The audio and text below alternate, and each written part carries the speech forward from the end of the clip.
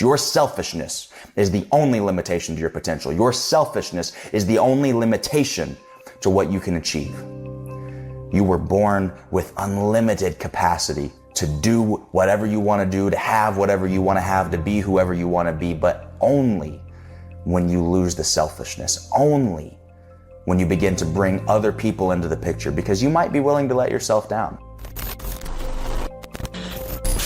These days, it seems like people shirk responsibility.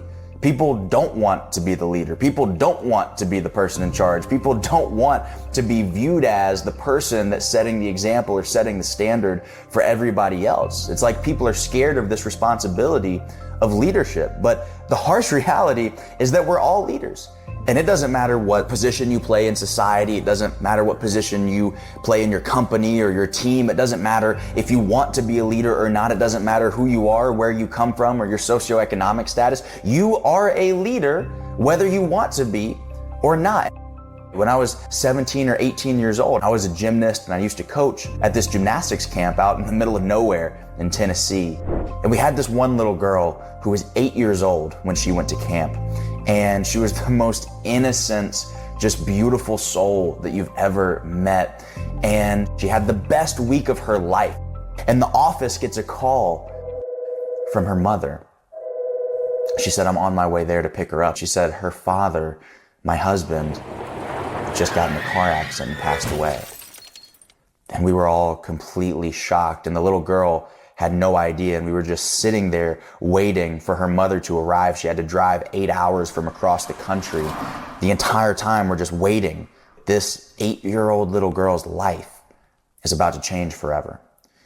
And I was instantly hit with this burning question in my heart. And I said, I wonder if that little girl watched me do anything this week that might help her even 1% get through what she's about to go through.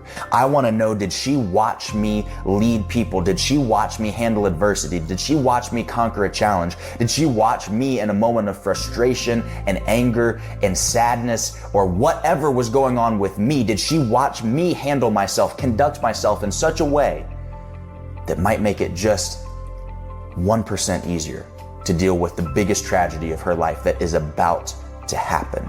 Somebody's looking to you as an example. And it might be completely subconscious. It might be somebody you've never even met. It might be somebody at the gym that you go to every single day and they watch how you do those sets and they watch how you handle it when it gets difficult. It might be somebody at work. It might be one of your employees or your coworkers, but somebody watches the way that you react under stress, under pressure, under adversity and opposition, and they're looking to you to set the example. Whether you want to or not, you are setting an example for somebody. The only question you have to ask yourself is, what type of example do you want to set? You can try and shirk off this responsibility of being a leader, or since it's going to happen anyway, since you're going to be a leader anyway, you can embrace that responsibility. You can embody that responsibility. You can take on that responsibility willingly and openly, and you can treat it as an obligation, because once you do, you will be able to outcompete anybody else. Because until you begin to view leadership as your responsibility, as your obligation that you are expected to execute with excellence, you can't compete with somebody like me. You can't compete with somebody that was born, that was built, that was put on this earth to help people. I was put here to make an impact. I was put here to help others. I was put here to lead. If you get to a point where you surround yourself with certain people, where you know that people are watching you, where you know that there's people counting on you, where you know that you're setting an example, when you get to a point when you're not willing to let them down, your life is going to go to a whole nother level. And the great part about it, the great part about being a leader, is that when your life goes to another level, the lives of everybody around you goes to another level. Your spouse's life goes to another level. Your kid's life goes to another level. Everybody who's watching you, their life goes to another level. And I don't care if they're watching you in admiration or if they're watching you to hate on what you're doing. Everybody goes to another level. That's the beauty about being a leader. But here's the challenge. You gotta lead me before you can lead we. I'll say that one more time. You have to lead me before you can lead we. You have no authority over anybody else until you have authority over yourself. Stop trying to advise other people until you get your life under control. That's why I'm telling you, it starts with you. It starts with the example that you set. It starts with the way that you conduct yourself, the way that you carry yourself, the way that you handle adversity, the way that you handle hard times and opposition. That's the measure by which you should judge yourself. Now, everybody can do it, but not everybody will do it. But here's the formula. I promise you, this formula will take you as far as you want to go if you would just implement it and execute it. It's 3 steps. Number 1, vision. Number 2, values. Number 3, volume. Vision. What do I mean by vision? If you go to your car right now, like literally right now, go to your car, sit down and open up your GPS. It will give you an exact coordinate of where you are right now. It'll give you an exact position. It'll tell you latitude and longitude. It'll tell you within a couple of feet where you are on the planet. But here's the challenge. Until you give it a destination, it's useless. All of those satellites that are up in the air triangulating your position and all the math and science, and it's beaming this information back down to the earth, it's all completely and utterly useless until you give it a specific destination, an exact address of where you want to go. Until it has that, it can't create a path for you. And so many of us waste so much time trying to chart a path, trying to figure out a step-by-step formula, trying to figure out exactly how we're going to get somewhere when we don't even have an exact idea of where we want to go. You've got to have a vision. So get specific for me. Exactly how much money do you want to make? Exactly how big do you want your business to be? Exactly how many employees do you want to have? What kind of house do you want to live in? What kind of car do you want to drive? What kind of vacations do you want to take? What kind of hobbies do you want to develop? What kind of fitness do you want to have? What kind of health do you want to have? What do you want to look back at you when you look into the mirror?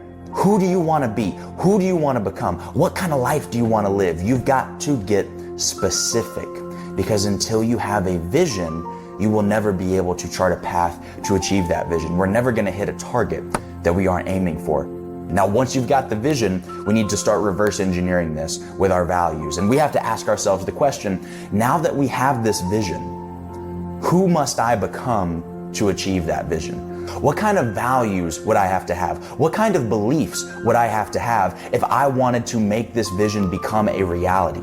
What kind of behaviors and actions would I have to do? What would I need to think about? What kind of habits and routines would I need to have if I want to make this thing become a reality? So you can literally have a vision, reverse engineer it, and that becomes your plan. And you just say, okay, instead of thinking about all the different things that I need to do, why don't I just focus on all the different things that I need to become? Because when you become the right person, then the actions that you're going to do will come naturally to you. See, you can try and go work hard.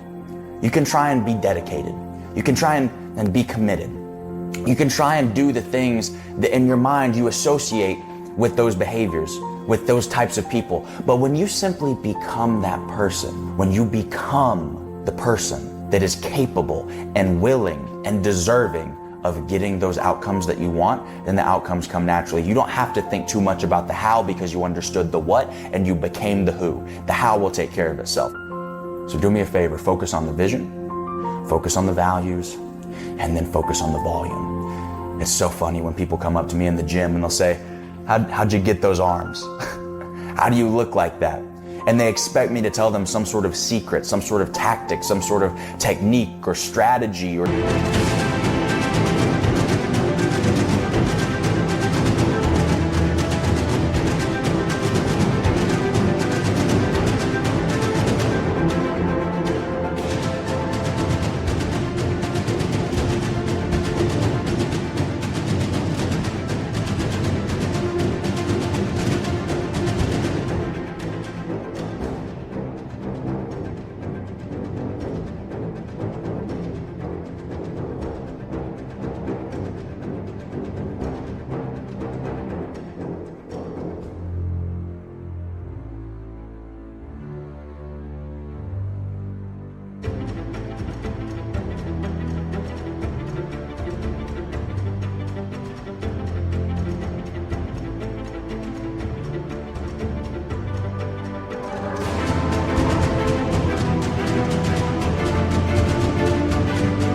training method that they've never heard of, or some supplementation routine that is going to change their life. And I tell them, I did the exact same thing for 15 years straight.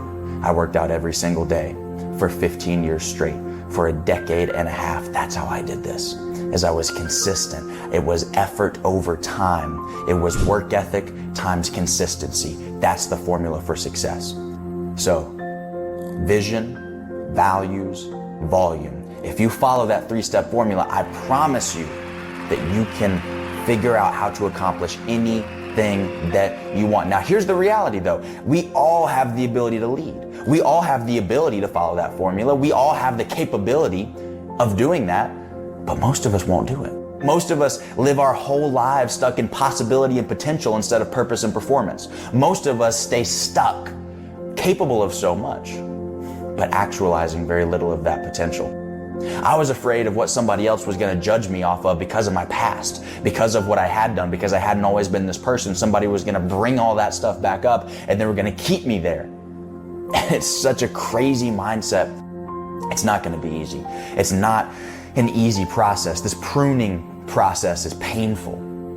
There's somebody in this world who is suffering because they haven't experienced your leadership. There's somebody in this world because you haven't shared your story, because you haven't inspired somebody, because you haven't reached back to help somebody else through what you may have already gone through, because of who you may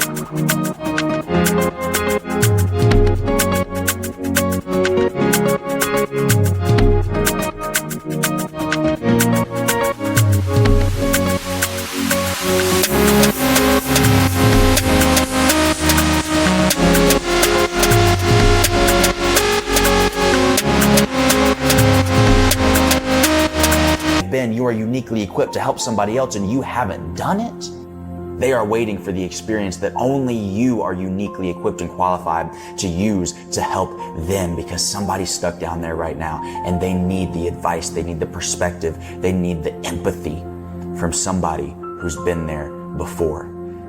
Lead yourself, lead others, and together we can make the world a better place.